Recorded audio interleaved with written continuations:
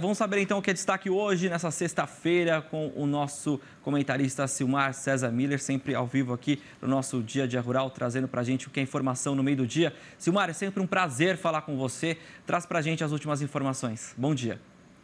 Bom dia, Pedro. Bom dia aos nossos amigos do canal Terra Viva, todos os nossos telespectadores do campo brasileiro. Bom, hoje, sexta-feira, último dia útil dessa semana, os mercados começam a se posicionar defensivamente por conta do próprio feriado prolongado. O pessoal não gosta de ficar com muitas posições expostas de risco ao risco no final de semana, tanto comportamento moderado, com algumas exceções, como sempre. Na Bolsa de Chicago, predominância de pequenas altas no caso dos grãos, é o caso da soja, subindo agora há pouco 0,3%, logo após a abertura dos negócios desta sexta, milho subindo 0,5%, o trigo sobe um pouquinho mais, 1,2% agora há pouco. O arroz na contramão está caindo um pouquinho, arroz em casca 0,4%.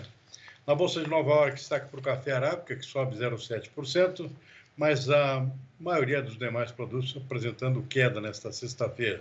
É o caso do algodão, 1,2% de queda, açúcar bruto também, menos 0,6%, cacau menos 0,8% e até o suco de laranja, que teve um comportamento de alta praticamente todos os dias nas últimas 2 semanas. Hoje teve seu dia de descanso aqui, o pessoal resolveu vender um pouquinho, botar um dinheiro no bolso, porque o preço está lá em cima, é um preço recorde do suco de laranja por conta da quebra da safra da Flórida de laranjas, e também a entrada da entre-safra de laranja aqui no Brasil. Então tem pouco suco no mercado, o suco subiu muito ultimamente e hoje o pessoal vendendo um pouco e os preços estão caindo 3,8%. Boi gordo no mercado futuro da B3 continua reagindo aos preços mais altos também no interior. O mercado físico do boi gordo está reagindo. Aqui no mercado futuro da B3, alta de 0,1% nesse fim de manhã. Mercado financeiro, dólar caindo 0,7%, R$ 5,24. Bovespa, mercado de ações subindo 0,4%. E o petróleo caiu ontem, volta a reagir, 1,5%, 85 dólares e 80 centavos o barril do tipo Brent. É basicamente uma reação à decisão do governo russo de reduzir a produção de petróleo russo em resposta às sanções impostas pelos países do Ocidente, ou seja, reduz a produção para aumentar o preço. Já estão conseguindo, conforme a gente está vendo aqui, a reação do mercado acabou sendo imediata. Perfeito. Silmar, depois dessa análise aí do que está acontecendo hoje, durante o meio do dia, temos aí o VBP, né? Nós tivemos o melhor resultado obtido nos últimos 34 anos, de acordo com o governo, algo aí na casa do 1,265 trilhões de reais. Analisa para a gente, então, comenta um pouco mais sobre o que é este número, né? O que isso representa. Bom, por enquanto são previsões, né, Pedro? Estamos recém agora no início da metade de fevereiro, né? Ou seja, as safras estão em andamento ainda, não tem nada definitivo por enquanto, são previsões do Ministério da Agricultura, previsões otimistas, é claro. O cenário é favorável, com as exceções que foram mencionadas, que é o caso do Rio Grande do Sul, que infelizmente sofre um segundo ano de seca, reduzindo bastante a sua produção outra vez, mas do resto, o resto do país, safra de grãos andando razoavelmente bem, embora também com o extremo oposto, que é um excesso de chuvas prejudicando a qualidade, mas a tendência, pelo menos no setor de grãos, é positiva em termos de produção e também de preços, em termos de mercado. Isso leva, portanto, a uma tendência de aumento do VBP, valor bruto da produção agropecuária, para esse ano, conforme está apontando esse levantamento de previsão ainda do Ministério da Agricultura. Um crescimento de em torno de 6% no VBP para esse ano, com destaque para arroz, que deve voltar a crescer em termos de faturamento, não em produção. A situação não está muito boa para o arroz em termos de produção, por conta de clima também. Algodão também com queda, com alta, por exemplo, se recuperando sim em termos de produção da safra do ano passado, que quebrou. Cana-de-açúcar com a recuperação boa também, tanto em termos de produção quanto de preço. Feijão também. Milho, aí os destaques principais, soja e milho. Soja deve se recuperar, a safra do ano passado foi pequena por conta de seca no início do ano passado. Esse ano, uma ampla recuperação, crescimento previsto de 18,6% no faturamento, que é o VBP.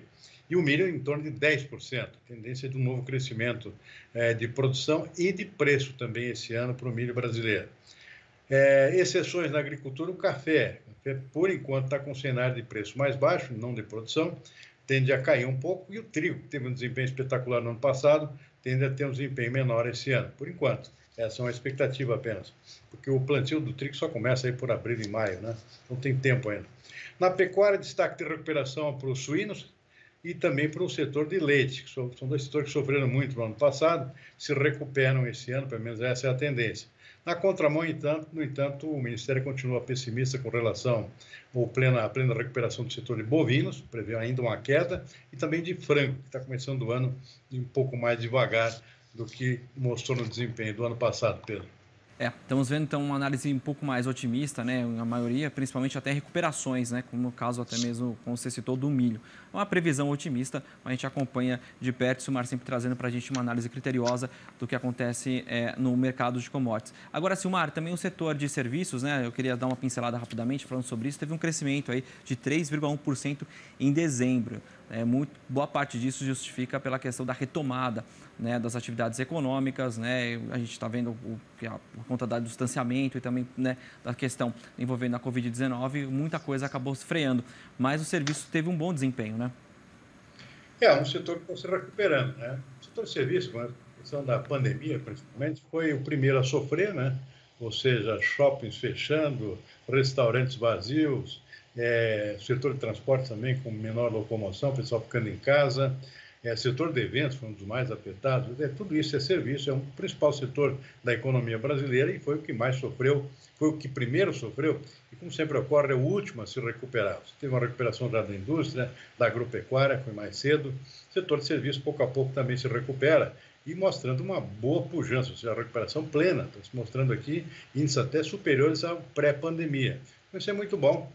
Tem muita coisa ainda que precisa crescer, mas a resposta está sendo muito boa, pelo menos por enquanto, conforme apontam esses dados divulgados hoje pelo IBGE, que tendem a mostrar um desempenho crescente também ao longo desse ano. Por enquanto, esse é o cenário de otimismo que se tem também para 2023, com esse setor puxando novamente o desempenho da economia brasileira, Pedro. Valeu, Silmar, pelas informações. O nosso Silmar César Miller está diariamente aqui no Terra Viva, né, durante o Agritendências, né, durante a nossa programação, e também aqui no Dia a Dia Rural, logo mais no Jornal Terra Viva e, claro, a apresentação lá no AgroMais, com o Agrimercado, daqui a pouquinho, e também o consultor. Valeu, Silmar, um abração, boa sexta para você. Boa sexta, bom final de semana também. Valeu.